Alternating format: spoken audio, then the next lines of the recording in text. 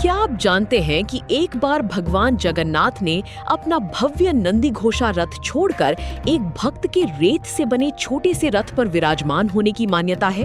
और क्या आप जानते हैं कि एक समय ऐसा भी आया जब हजारों श्रद्धालु, सेवायत और यहाँ तक कि शाही हाथी भी नंदी घोषा रथ को 1 इंच भी आगे नहीं बढ़ा पाए? आखिर क्यों रुकी थी रथ यात्रा? कौन थे वो भक्त जिनकी भक्ति के आगे स्वयं महाप्रभु को अपना रथ छोड़ना पड़ा?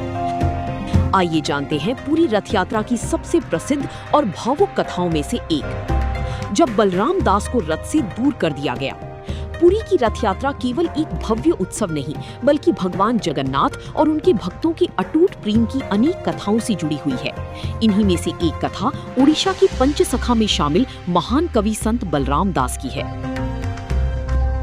जगन्नाथ परंपरा के अनुसार वार्षिक रथ यात्रा के दौरान भगवान जगन्नाथ नंदी घोषा रथ पर विराजमान थे। बड़दांडा पर हजारों श्रद्धालु दर्शन के लिए उमड़े थे। उसी समय संत बलराम दास भगवान को गले लगाने और उनकी पूजा करने की इच्छा लेकर रथ के पास पहुंचे।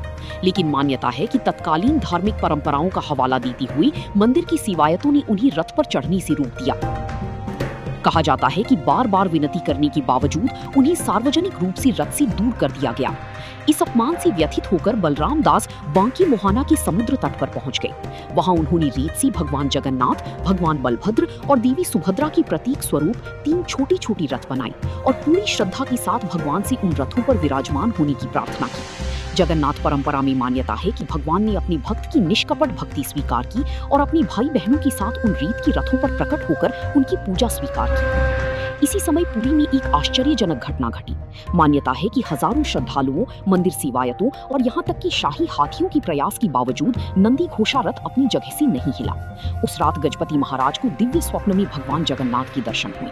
भगवान ने कहा कि वे अपनी अपमानित भक्त बलराम दास के पास चली गई हैं और जब तक उन्हें सम्मान पूर्वक वापस नहीं लाया जाएगा तब तक रथ यात्रा आगे नहीं बढ़ेगी। अगले दिन गजपति महाराज स्वयं बांकी मोहाना पहुंचे, बलराम दास से क्षमा मांगी और पूरे सम्मान के साथ उन्हें वापस बड़ा दांडा लेकर आए। जगन्नाथ परंपरा के अनुसार जैसे ही बलराम दास रथ के पास पहुंची, जय जगन्नाथ की जय घोष के बीच नंदी घोषा रथ स्वतः चल पड़ा।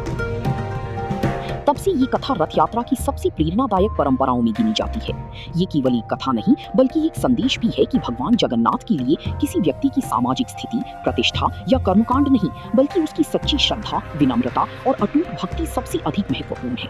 इसीलिए आज भी रथ यात्रा के दौरान संत बलराम दास की ये कथा श्रद्धालुओं को सुनाई जाती है, जो ये विश्वास मजबूत करती है कि महाप्रभु कभी भी अपनी सच्ची भक्त का साथ नहीं छोड़ते, चाहे इसके लिए उन्हें अपना ही रथ क्यों न छोड़ना पड़े।